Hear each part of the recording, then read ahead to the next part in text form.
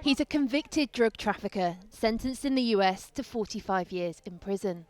The former Honduran President Juan Orlando Hernández is also accused of taking bribes from Mexican drug cartels and running Honduras as a narco state.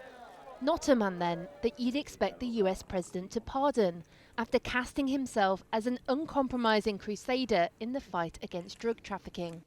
But this week, that is exactly what President Trump did. A lot of people in Honduras asked me to do that, and I did it. I feel very good about it. If you have some drug dealers in your country and you're the president, you don't necessarily put the president in jail for 45 years. That was a Biden-inspired witch hunt. Did his letter impact your decision on that, sir, from Mr. Stone? Like President Trump, Hernández describes himself as a victim of political persecution and wrote a flattering letter to the president from prison to lobby for his release. But the case against him was built before Biden's term, and he was convicted by a judge who has President Trump's support.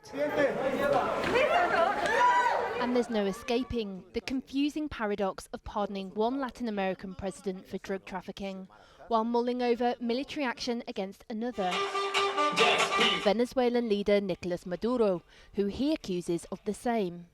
The Trump administration has doubled the reward for information leading to Maduro's capture, and its warships are within striking distance of Venezuela.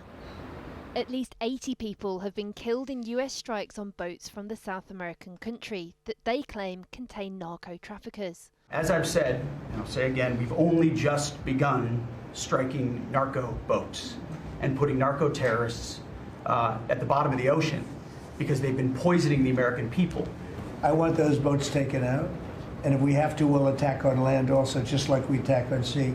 And there's very little coming in by sea. I think we've knocked out over 90% of it. The contradiction of the administration's approach to different leaders was challenged in a White House press conference. You have these congressional Republicans defending the strikes on the narco-terrorists and then a pardon for a convicted drug trafficker. Does that make it more difficult for your members to defend your administration's policy? I don't think so, Jackie. I think that President Trump has been quite clear in his defense of the United States homeland to stop these illegal narcotics from coming to our borders, whether that's by land or by sea. And he's also made it quite clear that he wants to correct the wrongs of the weaponized Justice Department under the previous administration. But there's more at play in Honduras, an election in which President Trump has directly stated who he wants to win. An attempt, perhaps, to shape the region in his own image, something not lost on voters there. I'm against everything that is happening because it's an insult to Honduras. All of us, as Hondurans, feel mocked because another country comes to interfere in what we should be doing here in our own country. Hicieron reflexionar a muchas personas. They made many people reflect on what was truly best for the country. Ultimately, it is Hondurans who go to the polls. But with this type of message, analysis and decision-making came into play. And there must have been some degree of influence.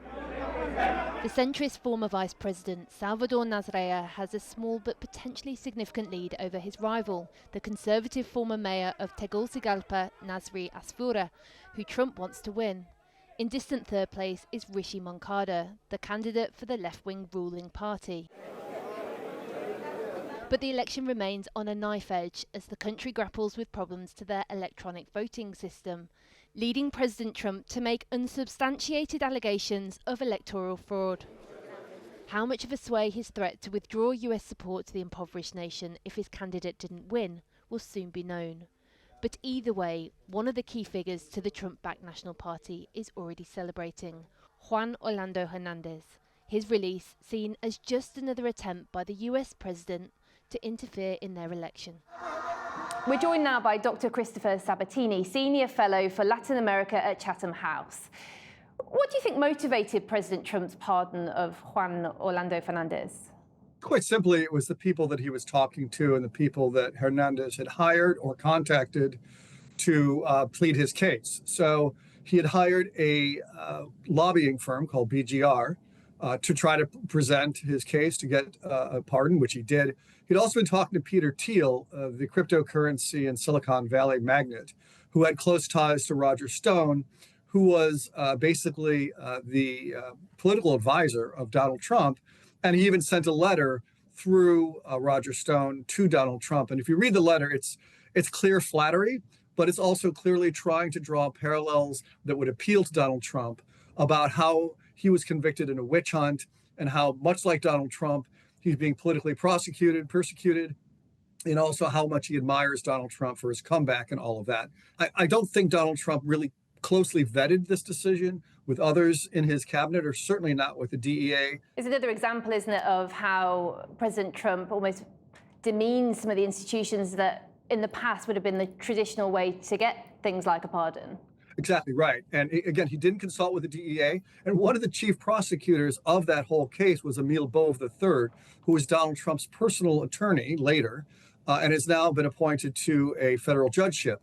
And it, again, undermines not just the rule of law in the United States, it also undermines his message that what's happening in Venezuela and in other across the region is all about taking on narcotics terrorists, as he likes to call them. Yeah, does it weaken his argument, in a sense, for military intervention against Venezuela? You know, the entire Defense Department, the White House have been saying that they're taking on Nicolas Maduro, the president of Venezuela, because he runs a cartel de los Soles, that engages in narcotics trafficking. There are a number of problems with that argument. First of all, the government is not actually a cartel. We're not even sure the cartel as such exists. It's not clear that necessarily Nicolas Maduro, unlike Juan Orlando Hernández of Honduras, the ex-president, is actually directing these shipments. In the case of Juan Orlando Hernández, there's evidence that he promoted the shipping of 400 tons of cocaine to the United States. Donald Trump loves to claim that all the boats that he's exploded, now well over 20, killing over 83 people, or 83 people estimated, are carrying fentanyl. There's no evidence of that. And simply, Venezuela doesn't carry fentanyl. It doesn't produce fentanyl. It doesn't ship fentanyl. This is really sort of no pun intended, a trumped up excuse to try to engage in saber-rattling against the Maduro government, as well as trying to send a signal across the region that he's going to take down people that he doesn't like. And obviously in Honduras specifically, there is an election going on at the moment. How much do you think Donald Trump's intervention has played a part in what's going on in the election there at the moment? Yeah, it's difficult to tell. The truth is Asfuda, Tito Asfuda, the candidate that he endorsed personally, and called the other candidates, the other two candidates, Moncada, a communist, and Nasrallah, a borderline communist.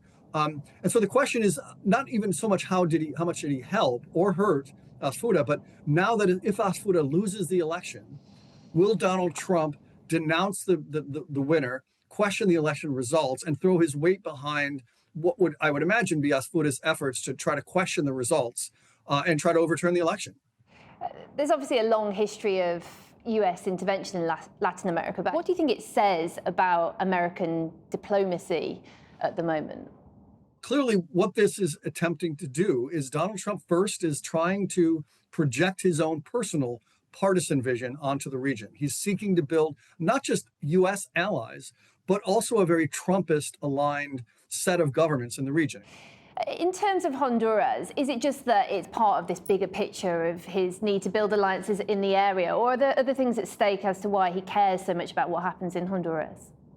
There are two issues here primarily on Honduras. The first is deportation and immigration, which obviously he ran on in both 2016 and 2024. He needs countries in the region to accept deportees. The second issue, though, too, is the previous or the current president, Xiomara Castro, comes from a leftist party. And she's been very close to Nicolas Maduro. In fact, she recognized Nicolas Maduro's stolen election in last year, in July 28th, 2024. And she's also been getting very close to the Chinese. So for Donald Trump, he's trying to rearrange, if you will, the stakes in Central America and across to try to isolate Nicolas Maduro and also try to reduce China's influence in the hemisphere.